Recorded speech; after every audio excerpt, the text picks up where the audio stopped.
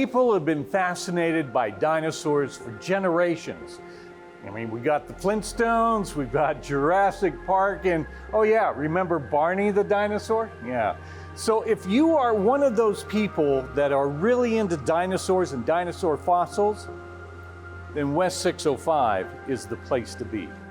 We're going to take a road trip around West 605 and find out more about the creatures that used to roam this area millions of years ago. We begin our trip at South Dakota Mines in Rapid City. That's where they have a world-class collection of dinosaur fossils and a lot of other things as well. So our collections compose of vertebrate fossils, invertebrate fossils, and plant fossils, and it's estimated that we have over 500,000 specimens. Wait, you have 500,000 specimens? Yep. Obviously, they're not all here. Yep, we display about maybe like 3 to 5% of what we actually have back in our collections. So where's the rest of your collection in? So the rest of our collection is in another building on campus. It's called the Paleontology Research Lab, and it's just up the hill from this building. Okay. Where do you get all your specimens from? So a lot of our specimens are going to be regionally sourced here in South Dakota and the surrounding states. A lot of what we have is going to come from western South Dakota. And why has is South Dakota such a hotbed, so to speak, for fossils and excavation of fossils? Yeah, so we basically won the geological lottery of having some really good deposits with our geological formations in the area where conditions were just perfect for when these animals passed away. They were buried quickly and were able to preserve readily. There's a lot of factors that go into it, but we basically just had the right conditions at the right times to preserve these animals throughout millions of years in geology. So, and again, I'm no paleontologist, dinosaurs lived like 150, 170 million years ago. Am I in the ballpark there? Yeah, a little younger. A lot of our deposits for our dinosaurs are going to come from the late Cretaceous period, so around 70 to 65 million years ago. Okay. So that puts it in a little more perspective. And then 66 million years ago, the big asteroid hit. Yep, that's when we have it marked in the fossil record that there was a large crater impact that helped lead that extinction of the dinosaurs, and there was also a lot of volcanism happening even before that impact happened, so it was kind of like the final nail in the coffin.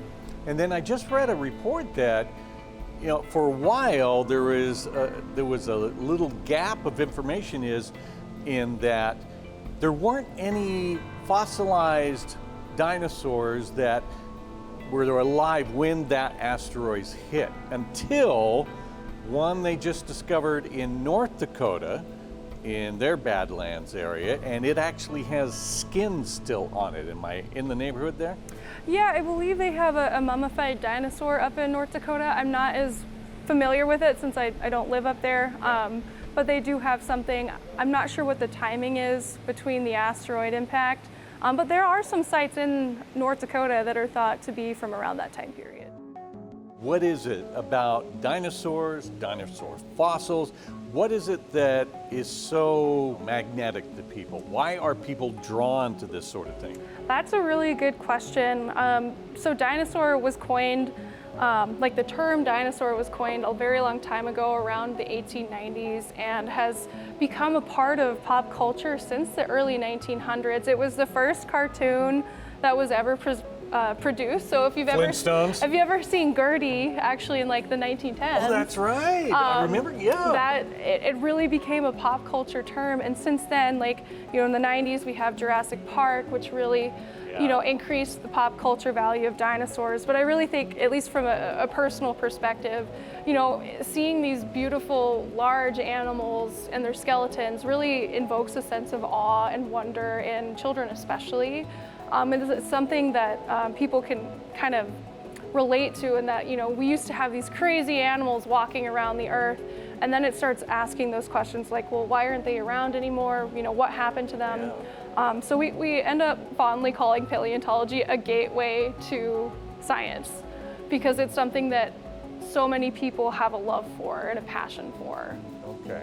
And let me ask a follow-up question to that. Why do children, especially it seems like little boys, seem to have such a fascination with dinosaurs? Because they're so big, they've got big teeth, and they're scary, and that. Why would little children be drawn to dinosaurs?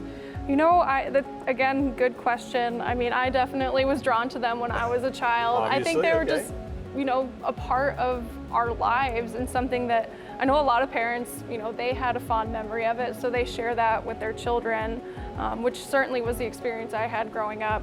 But, you know, I think it's just like so ingrained in our society with dinosaurs that it's just like, it's such a common thing for, you know, parents to get them dinosaur things or dinosaur books, and then all of a sudden, like, rocks and fossils are like the most important thing to them. So I really think it comes down to passion and interest, and dinosaurs are always fascinating. Remember those 500,000 fossil specimens that Kaylee mentioned? Well, they're all kept in a building right behind the museum, and a lot of those fossils belong to you and me, the American people.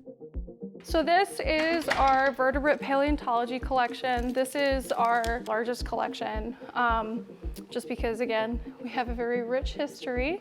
And all the stuff in here, this is the real deal. Yep, these are all the actual real fossils. fossils. We do have a cast and reproduction collection as well, but this is all going to be the real deal. So this room is organized by time. So on this wall over here, as we go down that way, we're gonna get older and older. So that's gonna be where our dinosaurs are at. And as we get younger and younger, we're gonna start getting into our mammoths and our mammals. Okay. So we are actually known as a federal repository, and what that basically means is that we have partnerships with the federal government.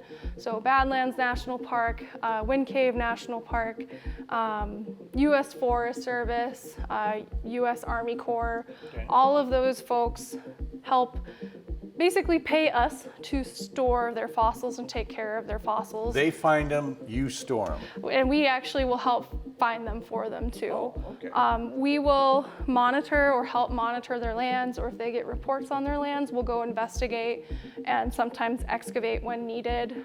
So we'll do surveys for them, and then we store their fossils because a lot of the times they don't have the correct facilities or expertise to care for those fossils. And you go out sometimes and help them dig them up and find them and that sort of thing. Let's go down at the dinosaur end. Sure. Can we start down there? I do have one specimen over here that I can pull out to show you guys. That is pretty awesome. This one is a Camarasaurus skull that was found in the Morrison Formation in Wyoming. So the Morrison Formation is actually a Jurassic formation, so it's actually older than the Cretaceous, and it's a little hard to see. Yeah, I wouldn't recognize this as anything really. If we look at this picture, you know, you've got the nose, you've got the teeth, you've got the kind of nasal region, the orbit, and so this guy, he's a little jumbled up, and so not everything is always going to look like that perfect velociraptor in Jurassic Park. Yeah. So if we take this picture and we flip it, his nose is kind of in this region. These little things that kind of look like erasers are going to be his teeth. So you've got his lower jaw, his upper jaw, and then his nasal region and his orbit has kind of gotten smashed in, but these are very, the orbit's very... where the eye would have been. Yep. Yeah, okay. Yep, so this guy's really cool too because we have around 85 to 95% of this one individual. Oh, really? Okay, so this is just the head. Yep. And you've got the rest of the body other places. Yep, he's stored in separate containers, just kind of like these vertebrae here that are ceratopsian. So if you think of like a triceratops. As a fossil is removed from its original site, it's encased in a plaster shell and then taken to the preparation lab, and that's where all the real work begins. So this guy is really cool and is something that Sam has inherited from me for a project. And so what you'll notice here is this string kind of half moon shapes right there. So those are going to be vertebrae from a shark. Now, how do you know that just by looking at it? I can see it's a vertebrae, but how do you know it's from a shark? Yeah, so animals have very differently shaped vertebrae depending on the animal. So sharks end up having vertebrae that kind of look like poker chips. They're very thin and very round. Okay. So that's one way you can know. There's a lot of anatomical studies that you have to do as a paleontologist, so you really have to know your bones in order to identify those things. Obviously, yeah. Okay. So we will make initial field observations, but the lab space is really where we're going to start identifying these fossils because we're revealing more of those elements. Yeah. And so one of the things that we'll do, and this is kind of in the process of, is we will use our tools. So it might be hand tools like a little pin vise that has a carbide point to peel up the matrix, or maybe dental picks to reveal the fossil. And what we'll do is we'll go a layer at a time to make sure that we're not missing anything.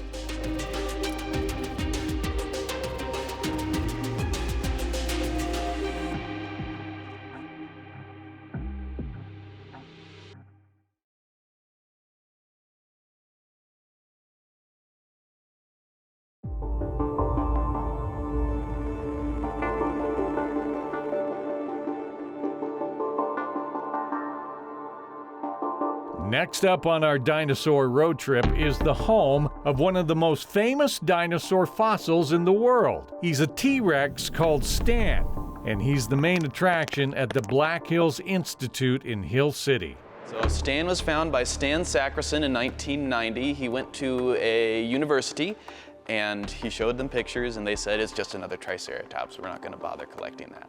Just another Triceratops, Yeah. okay. Yeah. And then he got in contact with the Institute, and they went and started digging it in 1992, I believe, and turned out to be a huge and complete T-Rex. So Stan's skull here is arguably the best of any Tyrannosaurus specimen. All of these individual bones were found disarticulated, so that means separate from how they would have been in life. They were just kind of scattered a little bit. Yes. And then you guys came along and put it all in place. Now, usually if a skull is found in one piece, it's distorted and squished in some manner because it's under the ground for millions of years. But here, because these pieces were separate, they were able to be fit together precisely. And this is something Pete is very, very, very, very invested in. And so this is the most complete T-Rex skull. There are a lot of misconceptions out there when it comes to dinosaurs, early mammals, and marine life. And a lot of those misconceptions come from the media. So this is a real velociraptor, or a cast skeleton, but this is what the real one looked like. This is the one in the movie. Yes. So in the movie, they call it a 6-foot turkey, but in real life, it's more the size of an actual turkey. Okay. So about 6 feet long, 2.5 feet tall. Now, a velociraptor is a carnivorous dinosaur. It's got these wicked claws. It's got that sickle claw on the foot, which the movies made famous. So on some velociraptor bones, they've found the ulna. So this is our ulna, right? And so there are bumps and knobs on here. Those are quill knobs. They're muscle attachment sites for feathers. So velociraptor was fluffy, had feathers all over its body. So dinosaurs didn't just change and evolve as dinosaurs. They became something that we're quite familiar with today. Birds. Birds. So you can think about that the next time you eat turkey. I guess one of the biggest misconceptions would be that dinosaur fossils, or fossils in general, are rare. So South Dakota is a great place to find dinosaur fossils. And one thing that all paleontologists, be they academic or commercial, depend on are amateur collectors. And it's amateur collectors who make most of the finds. Really? Yes. Okay. All right. Another great misconception is that pterosaurs are dinosaurs. So like our flying guy right over there. So a lot of people think those are flying dinosaurs. They're cousins. They're closely related like crocodiles are, but they are a wholly distinct group of reptile. Really? Yes. I didn't know that. Okay. Yeah. So why are they associated by what they evolved into as birds, or is it more the raptors that? So it's raptors that became birds. Why not this guy? Well, I mean, You would think. yeah, you know. that makes more intuitive sense. So what paleontologists do, the core of our science is comparative anatomy. So we compare the bones of different animals to see who's related to who. So you might think that that looks like a bird. However, bird wings are formed from feathers, and their digits are kind of fused here at the end, and they fan out. You know, you've seen a Thanksgiving turkey, right? Sure, Yeah. sure. Pterosaur wings, you see how they have that long finger? Yeah. Now that you mention that, I'm thinking more of a bat. Yeah, now, and bats are different too.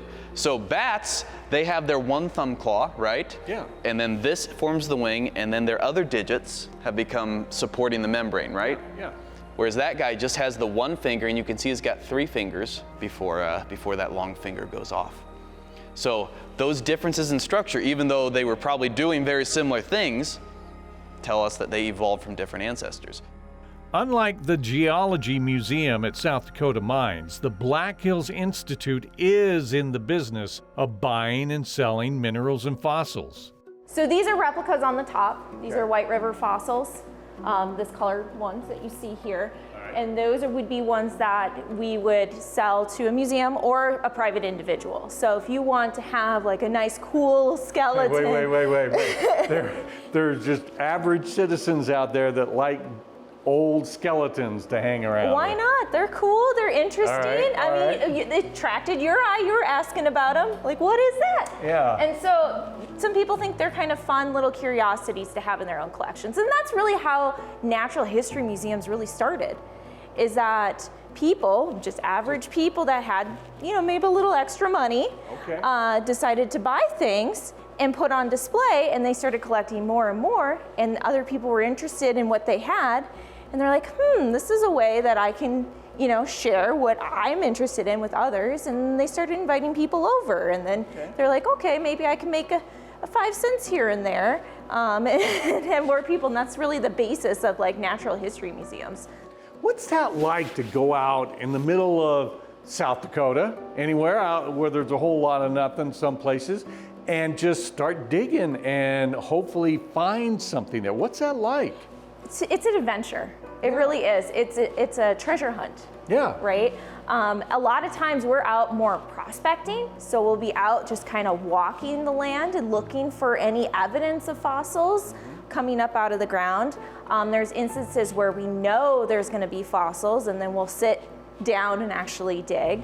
But every time you're digging, you're the first human being to find that thing. Yeah. You don't know what you're going to find. Yeah. And so that's the adventure, that's the excitement.